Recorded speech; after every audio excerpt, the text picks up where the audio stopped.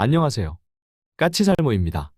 우선 제가 저번에 올린 듀레텍의 5.56mm 탄의 유효 사거리가 900m라는 분들이 있어서 제가 다시 자료를 확인했지만 제가 가진 자료에는 600m로 나옵니다. 그러나 그 자료가 틀릴 수 있고 한 분이 아닌 몇몇 분들이 이야기한 것으로 봐서는 900m인 것 같습니다. 그러나 제가 아직 다른 자료로 확인을 못했기에 확정적으로 말은 못하겠고요. 다만 현재로는 유효 사거리가 900m일 가능성이 높다고 생각하시면 될 것 같습니다. 이 점은 정확히 말씀 못 드린 점 정말 죄송하게 생각합니다. 그럼 오늘 이야기로 넘어가서 오늘도 또다시 무인기 요격에 관한 이야기입니다. 아마 저와 대화해본 분들은 제가 여러 번 반복해서 이야기했던 말을 아실 텐데요. 무인기 요격에 있어서 무인기의 종류가 다양한 만큼 한 가지의 요격 시스템이 모든 종류의 무인기를 요격할 수도 없고, 그리고 무인기의 종류가 다양한 만큼 아주 다양한 요격 수단이 있을 수 있다고 저는 계속 이야기해왔습니다. 이건 너무 당연한 겁니다. 무인기는 진짜 사람 손바닥 위에 올릴 수 있는 크기의 물건부터 글로벌호크 같이 집체만 한 것까지 다양한 만큼 무인기의 크기도 크기이지만 무인기들의 운용고도 그리고 속도 그리고 비행 방식 등이 너무 다양하기 때문에 특정 한 가지 대공 시스템이 모든 무인기를 요격하는 건 절대로 불가능합니다. 비근한 예로 현재 무인기 요격에 가장 효과적이라고 여겨지는 레이저 같은 경우도 현재 우리나라와 미국 등에서 조만간 무인기 요격을 위한 레이저가 실전 배치되지만 우리뿐만 아니라 미국의 실전용 레이저 무기도 고작 50kW에 불과합니다. 그래서 당연히 현재는 레이저 무기도 모든 무인기를 요격할 수 없으며 그 위력이 약해서 어느 정도 상당히 많은 제약을 받게 됩니다. 그렇기에 미래의 레이저의 출력이 올라간다면 상당히 만능의 무인기 요격 수단이 될 수는 있으나 현재는 레이저도 만능의 요격 수단은 아닙니다. 그래서 우리나라도 아주 다양한 요격 수단을 연구 중이고, 솔직히 말해서 우리나라 군대가 스스로 새로운 교리를 만들어 본 적이 없는 만큼 이번에도 미국의 무인기 요격 교리를 그대로 따라하고 있습니다. 그럼 미국은 어찌하고 있을까요? 무인기 요격이 한 가지 수단으로 달성할 수 없는 만큼 미국도 아주 다양한 방법을 개발 중이며 미국은 총 6개 층의 무인기 방어막을 개발하고 있습니다. 한마디로 6개의 다층 방어층을 만들고 있는 겁니다. 그리고 제가 자주 언급했던 RCWS가 이 다층 방어의 최하위 방어층으로 작동하게 됩니다. 실제로 우리나라도 제가 저번에 우리 현대위하에서 자동유탄 발사기를 통해서 무인기를 요격하는 걸 시연하기도 했다고 소개를 했었는데요. 우리나라군에서도 RCWS를 이용한 무인기 요격 수단의 개발을 논의 중입니다. 우선은 우리 군에서 나오는 이야기는 미국처럼 기관총을 사용하는 방법이라고 합니다.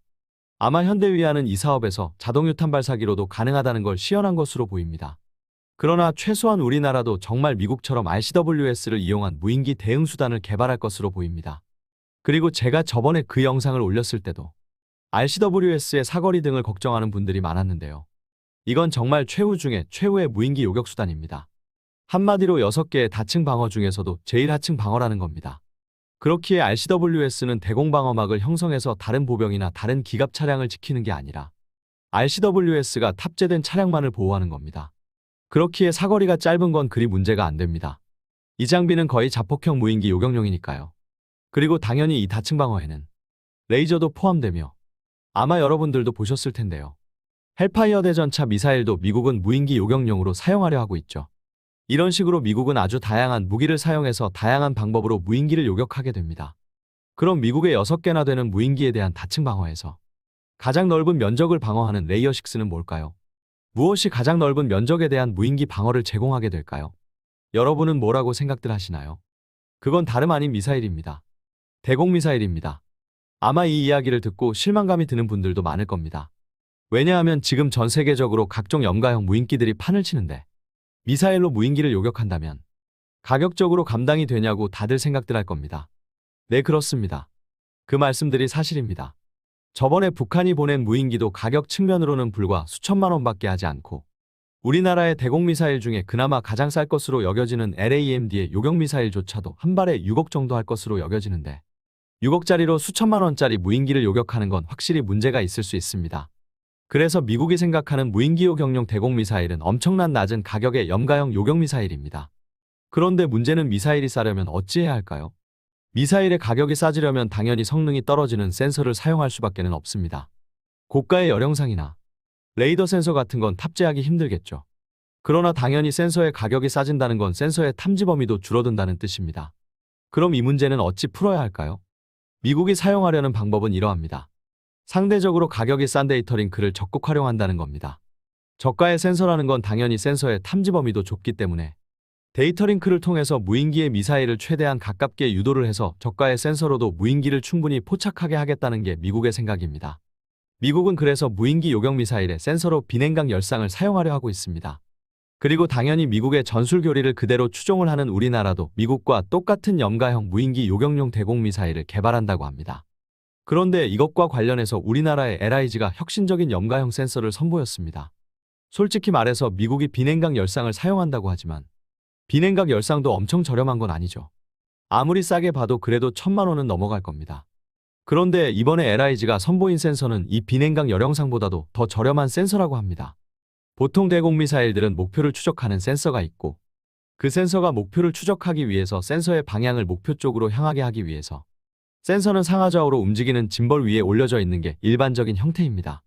그리고 미사일이 목표 근처에 접근하면 목표를 감지해서 터지는 근접 신관이 달려 있고요. LIG가 만든 센서는 이걸 다 한 가지로 하는 센서입니다. 센서 한 가지로 근접 신관의 역할도 하고 당연히 가격을 낮추기 위해서 이 센서는 짐벌 위에 올려져 있지도 않습니다. 그럼 이 센서는 어떤 센서일까요? 이 센서는 레이더 센서입니다. 이 LIG의 레이더 센서는 기본적으로 밀리파 레이더 센서이고 보통 레이더 센서는 레이더 신호를 내보내는 신호 발생기 그리고 그 신호를 수신하는 수신기 이 수신한 정보를 처리하는 신호정보 처리 장치 등이 구성되지만 LIG가 이번에 선보인 레이더는 이런 복잡한 구조가 없이 반도체 칩셋으로 이걸 전부 처리한다고 합니다.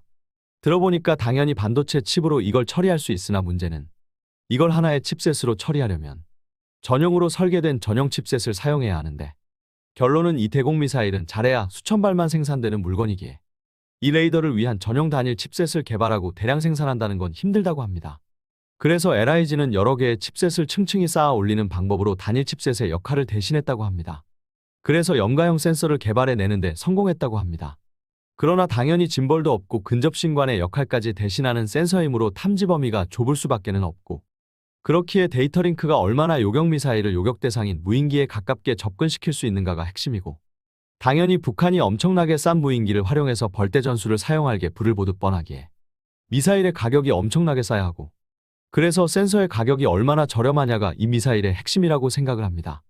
그러나 이 사업은 미국 사업도 초기 단계이고 우리나라는 아직 아예 LIG가 이 대공 미사일에 들어가는 염가형 센서만을 선보였기에 사거리나 가격 등을 저는 알지 못합니다.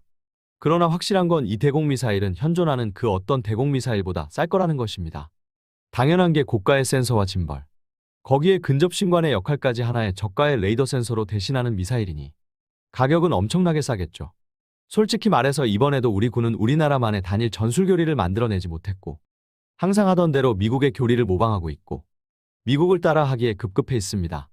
그리고 그런 우리나라 군대의 무리한 요구를 달성하기 위해서 우리 개발자들은 여전히 땀을 흘리고 있고요. 왜 우리나라 군인들은 우리나라 환경에 적합한 우리나라만의 단일 교리를 만들어내지 못하고 미국을 따라하는 것에 급급할까요? 그리고 미국을 따라하기 위해서 우리 군대가 말도 안 되는 요구를 하는 걸 우리 개발자들은 달성하기 위해서 엄청난 노력을 하고 있고요. 아무튼 그래서 제가 항상 이야기한 것처럼 무인기는 그 종류가 다양한 만큼 그 무인기를 요격하는 요격수단의 종류도 다양해질 수밖에는 없습니다. 그리고 이 염가형 무인기용 대공미사일도 그 수단 중에 하나가 될 것입니다. 여러분은 어떻게 생각을 하시나요? 이 미사일의 가격이 얼마여야지 적당하다고 보시는지요? 이상 영상 봐주셔서 감사합니다.